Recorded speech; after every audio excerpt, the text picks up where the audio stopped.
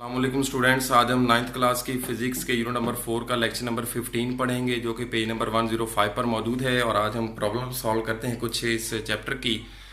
Problem है 4.7 है, picture frame is hanging by two vertical strings. एक पिक्चर फ्रेम जो है वो दो वर्टिकल स्ट्रिंग की मदद से लटक रहा है। The tension in the string are 3.8 newton and 4.4 newton, और स्ट्रिंग में टेंशन जो है वो इतनी है। Find the weight of the picture frame, आपने उस पिक्चर फ्रेम का वेट फाइंड करना है। तो अगर मैं आपको डायग्राम समझाऊं तो कुछ यूं है कि ये एक मजबूत सहारे की मदद से दो स्ट्रिंग जो है वर्टिकल, और उनके साथ ये पिक्चर फ्रेम है, और उस पिक्चर फ्रेम का वेट जब डाउनवर्ड एक्ट करेगा तो यहाँ पर स्ट्रिंग में टेंशन पैदा होगी। तो अगर आप गौर से करेंगे तो पिक्चर फ्रेम जो है वो उस पर अपवर्ड फोर्सेज लग रही है, डाउनवर्ड फोर्सेज लग रही है, मगर ये किसी तरह मूव नहीं कर रहा। इट मीन्स दोनों तरफ एक्ट होने वाली फोर्सेज इक्वल हैं और ओवरऑल नेट फोर्स जो है वो जीरो है। आसान अल्फाज में ऊपर की तरफ जितनी भी फोर्सेज एक्ट कर रही हैं वो इक्वल होंगी नीचे की तरफ एक्ट होने वाली फोर्सेज के। यानी दोनों टेंशंस मिलकर जितनी फोर्स अपवर्ड लगा रही हैं उतनी फोर्स W लगाएगा, यानी W इक्वल होगा T1 प्लस T2 के। इसको हम सॉल्व करते हैं। पहले डाटा बनाते हैं। Tension in one string T1 का नाम दे दें 3.8 न्यूटन, और tension in other string T2 का नाम दे दें 4.4 Newton. Weight of picture frame W हमने फाइंड करना है। इसको सॉल्व करते हैं। Net force acting on picture frame is 0, so sum of forces acting downward is equal to sum of forces acting upward।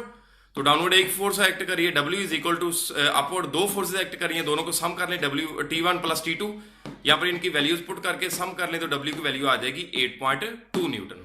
यो हमारा ये प्रॉब्लम जो है वो सॉल्व हो गई। और उसके बाद प्रॉब्लम है 4.8, two blocks of mass 5 kg and 3 kg are suspended by two strings as shown. दो रस्सियों की मदद से दो मैसेज को लटकाया गया है। Find the tension in each string, हर एक स्ट्रिंग में पैदा होने वाली टेंशन फाइंड करें।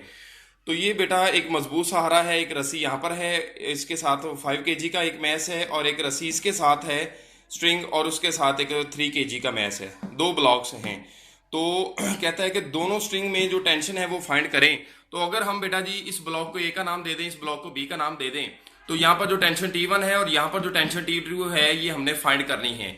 याद रहे कि स्ट्रिंग में जो टेंशन होती है वो वेट की वजह से पैदा होती है। ये जो टेंशन T1 है ये प्रोड्यूस हो रही है ब्लॉक A के वेट की वजह से, यानी ये वाली टेंशन जो है वो इक्वल होगी W1 के। और T2 जो टेंशन है वो प्रोड्यूस हो रही है दोनों के वेट की वजह से। आप कह लें कि इस रस्सी ने दोनों का वेट उठाया हुआ है, तो लिहाजा ये जो टेंशन T2 है वो ब्लॉक A और ब्लॉक B दोनों के वेट का जो सम होगा उसके इक्वल होगी। तो इसका हम सॉल्व करते हैं। Mass of block A is equal to M1 is equal to 3 kg, और mass of block B is equal to M2 is equal to 5 kg। Tension T1 हमने फाइंड करनी है, टेंशन T2 हमने फाइंड करनी है। तो चूंकि टेंशन पैदा होती है वेट की वजह से, इसको पहले वेट फाइंड करते हैं। Weight of block A is equal to W1 is equal to mg, हमने फार्मूला पढ़ा हुआ है। तो A के मैस को हमने M1 का नाम दिया तो M1g आ गया, M1 की वैल्यू 3। इसको सॉल्व करेंगे तो W की वैल्यू आ गई 30 न्यूटन। सेम इसी तरीके से wait of block B W2 find करेंगे M2g, और वैल्यूज पुट करके सॉल्व करेंगे, उसका आंसर आ जाएगा 50 न्यूटन।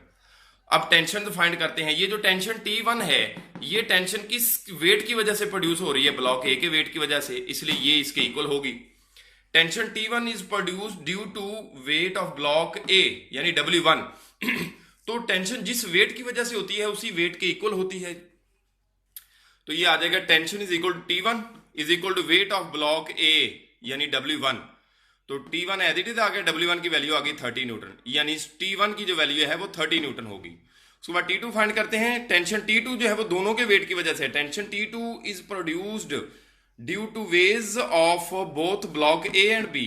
दोनों के वेट के वजह से टेंशन T2 प्रोड्यूस हो रही है, लिहाजा tension is equal to T2 is equal to weight of block A plus weight of block B।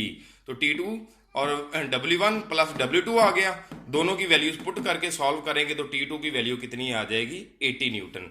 यानी इस स्ट्रिंग में टेंशन होगी 30 न्यूटन और इस स्ट्रिंग में टेंशन होगी 80 न्यूटन।